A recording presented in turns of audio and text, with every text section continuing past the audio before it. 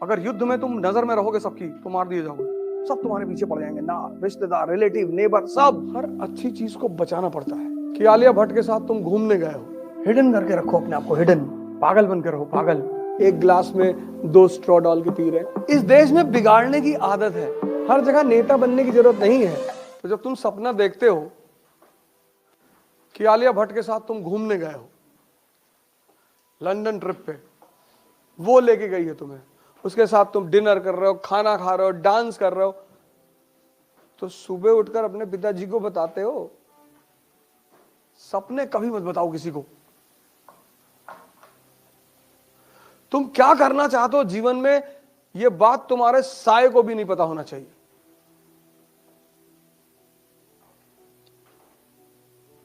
क्योंकि दुनिया एक चीज के लिए तैयार बैठी है, डिस्टर्ब करने के लिए। और दुनिया तैयार बैठी है तुम्हारे घर से लेकर बाहर तक, सब। लेकिन दुनिया एक आदमी से नहीं उलझती, पागलों से। पागल बन के रहो, पागल बन के। क्या बनोगे जीवन में? डाकू बनेंगे। कोई तुमसे बात ही नहीं करेगा। छत पे बैठे हो, कोई किताब लियो, उसका एक एक पन्ना फाड़ के हवाई जहाज बना के उड़ा रहे हो। तुमको कोई छेड़ेगा ही नहीं मोहल्ले में, रिश्तेदारी में, गांव में, कह रहे डिस्टर्ब साल।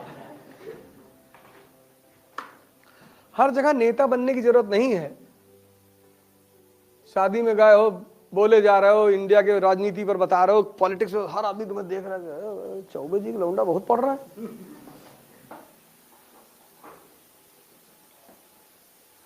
इस दुनिया में हर आदमी तुम्हें डिस्टर्ब करने के लिए बैठा हुआ है।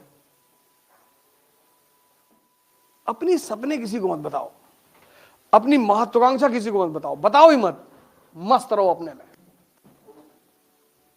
सूरज सुबह नॉक थोड़ी करता है, जब वो चमकता है तो दुनिया खुद ही उसकी तरफ देखती है। अब जब तुम्हारी शादी हुई, या तुम्हारी गर्लफ्रेंड है, या बॉयफ्रेंड है, या तुम्हारा कोई बहुत पक्का दोस्त है, अच्छी चीजों को कभी समाज में एक्सपोज मत करो। शादी हुई, अब आमतौर पर लोग एक दूसरे को प्रेम दिखाते हैं, एक गिलास में 2 स्ट्रॉ डाल के पी रहे। अगल बगल वालों को दिल में दर्द होता है कि अच्छा बेटा, तुम जिससे सबसे ज्यादा प्यार करते हो ना, उसको सबसे ज्यादा विरोध करो पब्लिकली, तुमको कोई नहीं भड़काएगा।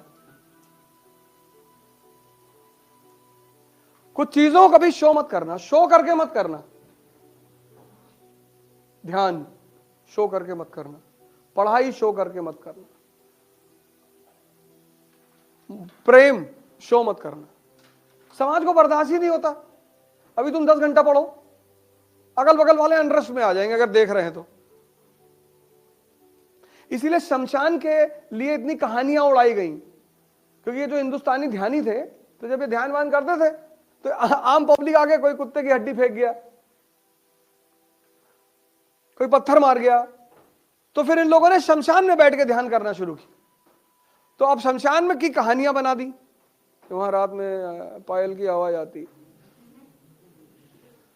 और जो शमशान के केयर टेकर है उनके बच्चे दिन रात वहीं रहते हैं, उनको तो नहीं आती। चाहे मुसलमान शमशान हो चाहे हिंदू हो, उनका केयर टेकर फैमिली वहां रहती है ना। हमारा स्कूल है फातिमा स्कूल गोंडा में, तो हमारे स्कूल के जस्ट बगल में मुस्लिम कब्रिस्तान है। तो जो कब्रिस्तान के केयर टेकर थे, उनके बच्चे उसी कब्रों पे खेलते थे। तुमने एक बार उस केयर टेकर से पूछा, मैंने कहा भाई साहब आपको डर नहीं लगता? बोला भैया डर तो जिंदा आदमी से लगता है, ये तो सब बेचारे मर गए।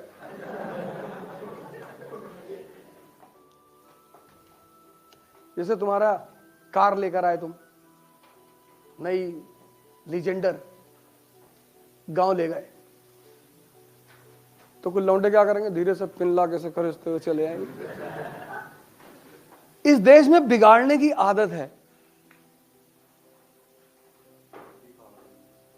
नहीं, कार की तो गद्दी में नहीं घुस पाएंगे, लेकिन कील ले आएंगे बड़ी वाली और धीरे से इसे रगड़ते हुए निकल जाएंगे। 40 लाख की टॉप मॉडल फॉर्च्यूनर, और पहले दिन किसी ने मार, और तुम ही गए थे दिखाने गांव में, तो उनको भी तो दर्द हुआ कि तुम्हारा बाप बैलगाड़ी चलते तुम फॉर्च्यूनर लाए हो, तो दर्द उनको भी हुआ, तो उन्होंने अपने छोटे वाले बच्चे से कह दिया ये ले। अब एक कलेजा उनका फटा तुम्हारी फॉर्च्यूनर देख के, और दूसरा कलेजा तुम्हारा फटा उसमें, कलेजा दोनों आदमी का फटा। इसलिए जब बच्चा पैदा होता है घरों में, तो उसको 1 महीने तक माँ जल्दी किसी को दिखाना नहीं चाहती कि नजर लग जाएगी। अब तुम गांव में बता दिए हम आइस की तैयारी कर रहे हैं, और तुम्हारा जो गाय भैंस रखने का मड़ा है उसमें पड़ोसी ने आग लगवा दिया, और तुम्हारे पापा फोन किए कि यार किसी ने वो खैरानी फूंक दी यार, तो तुम वहां डिस्टर्ब हुए कि नहीं? तुम्हारे घर में एक भैंस है 80,000 रुपए की, गांव वालों ने खुलवा के बिकवा दिया,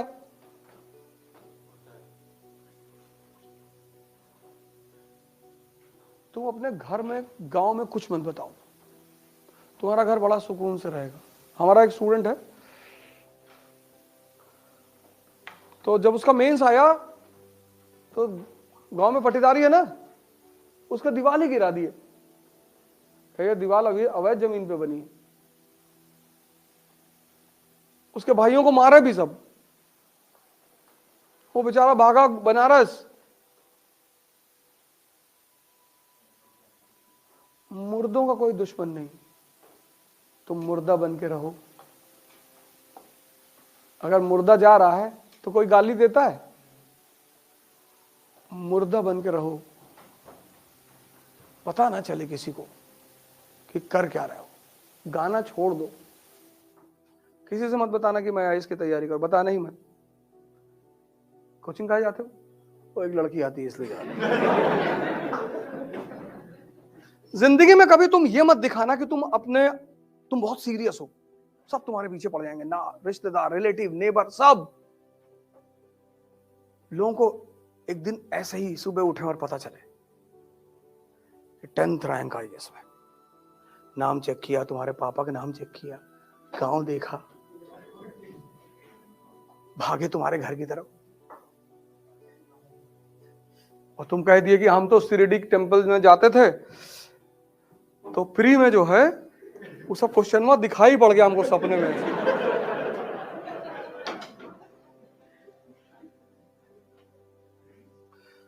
युद्ध की सबसे बड़ी बात यह है कि तुम डिस्क्लोज मत करो कि तुम क्या कर रहे हो, तभी जीतोगे। अगर युद्ध में तुम नजर में रहोगे सबकी, तो मार दिए जाओगे। हिंदुस्तान के राजा क्यों मारे जाते? ये हाथी बैठ के लड़ते थे।